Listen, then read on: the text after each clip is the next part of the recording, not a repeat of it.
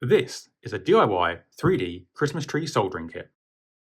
With the holiday season rapidly approaching, I thought it was the perfect time to show you another Christmas themed kit. And if you'd like to order one in advance of the festivities, I'll have a link to the seller I purchased this from in the video description. So let's take a look inside and see what you get.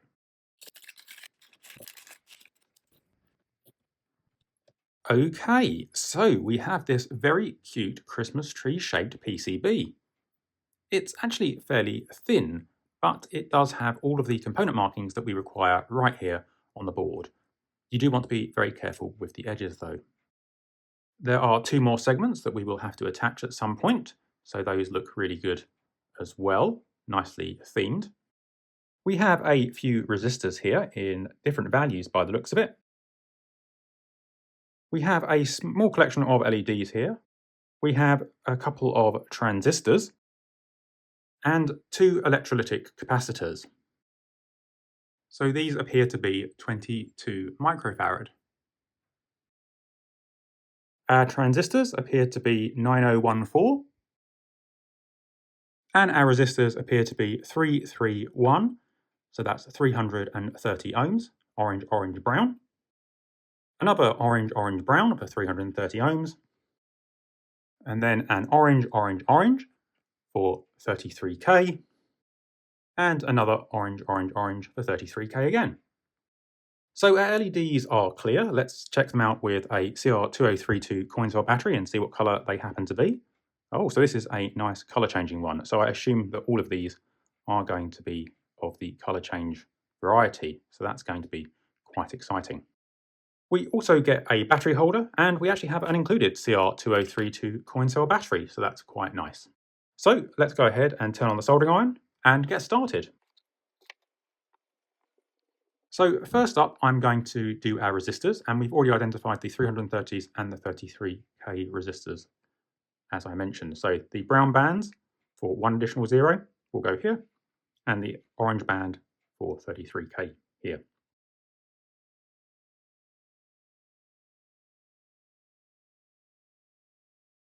So I do prefer these brown or beige bodied resistors because I think they're much more clear for reading the colour bands.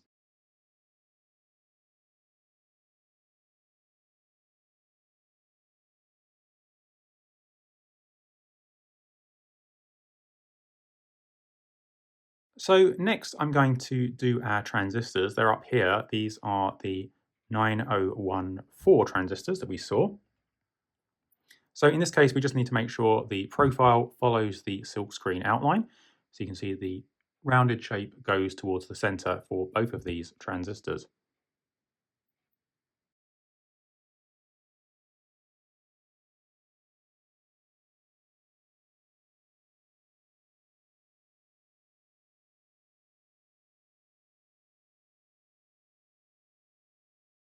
Okay, next I'm going to put in these capacitors. And if we look at a capacitor, they are actually polarized. So here, hopefully we can see there is a negative symbol on the can, and that is associated with the shorter leg, and the longer leg therefore is positive. And if we look carefully on the PCB, we can see there is a small positive sign just here, and there is a shaded area which corresponds to the negative side. And so both of these capacitors are going in round the same way, positive to the right of the board.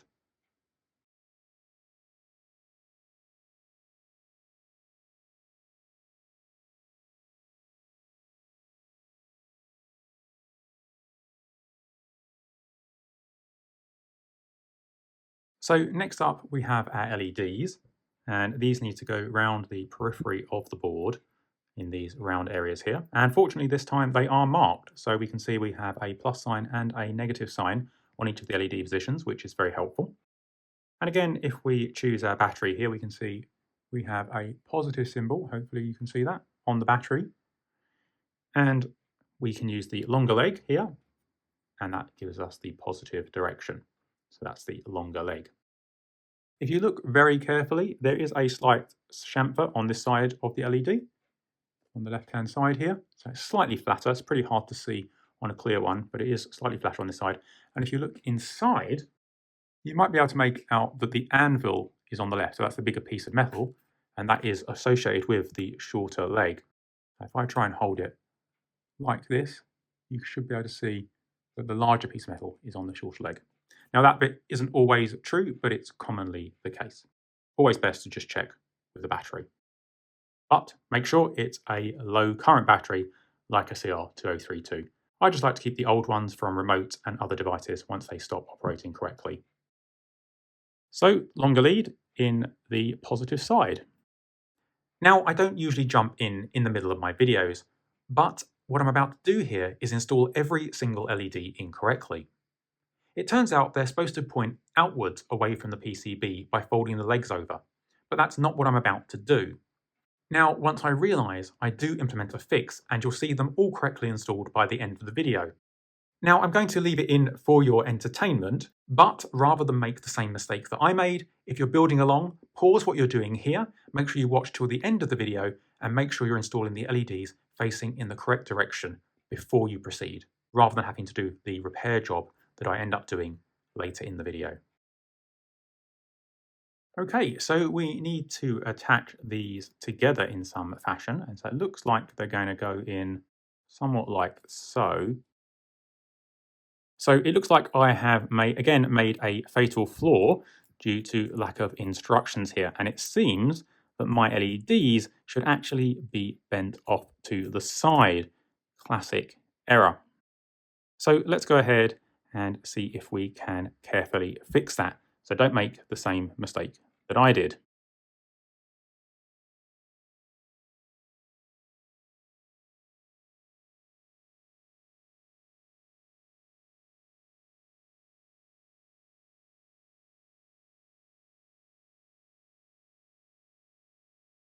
Okay, so now I'm going to need to clear out all the solder from all of these holes, and there are a couple of ways we can do it. As you saw, I've already used the solder sucker here a little bit, and so that can sometimes work. So let's give that a go.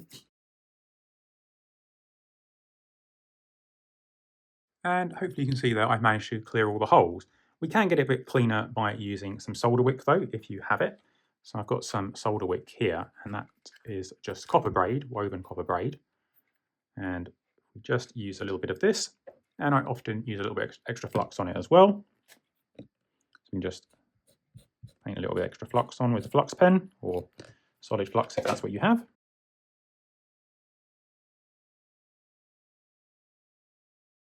And there we go. Good as new. While our LEDs still work, unfortunately we do have too short a leg now to put these in, so we're going to have to make some replacements, or I'm going to have to anyway. Don't make the same mistake I did. But fortunately we know which side is which, because if you remember we looked and we saw the anvil inside is larger on the negative side, so we'll use that as our hint. And we'll have to make some additional legs, and I'm just using some of the cut-off legs that we already have. And all I'm going to do is take a pair of tweezers here, bend a little tiny hook in the bottom of one, like so, and then we're going to solder these just sticking out slightly, and I'll solder the LEDs to the legs. So I've just lined up my stubby pieces here. And don't worry if they're not perfectly aligned, because of course you can tweak them slightly afterwards. Now I'm just going to cut them down a little bit.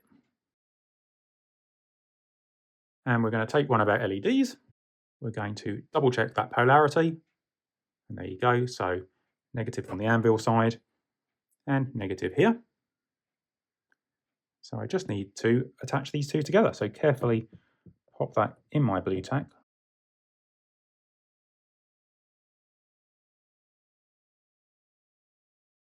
Okay, and we now have the LED on the edge where it should be. And just for good measure, we should be able to double check that it's still operating. So just the rest of them to do.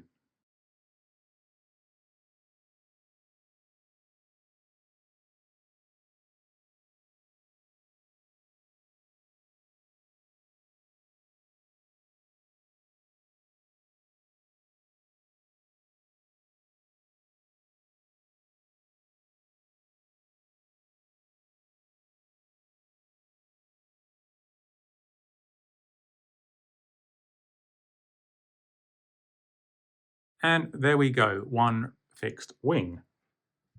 So this should now fit nice and neatly in here like it was always supposed to. So let me just finish up with the rest of the LEDs.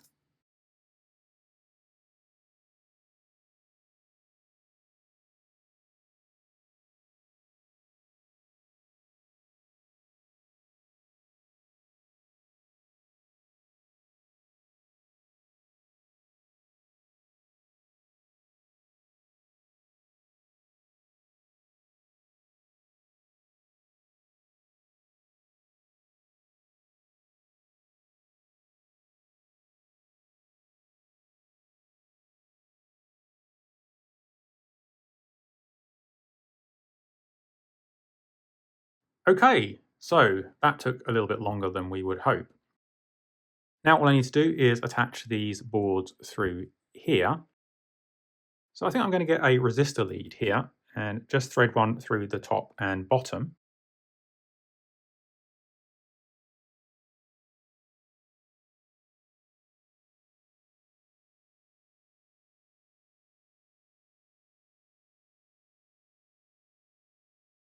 Okay, and there's a few more pads just in here that we need to make sure we connect as well. And those ones I'm just going to do with blobs of solder.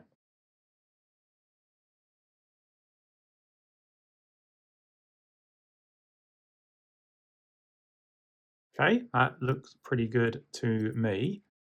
Next, we have the battery holder that needs to go in, and this goes in just like so. So we need to know that the bottom contact here is the negative contact. And so that means that this contact here is the negative contact. And we're going to need to bend these pins up nice and straight so that we can connect the negative contact to that pad and the positive here to this pad.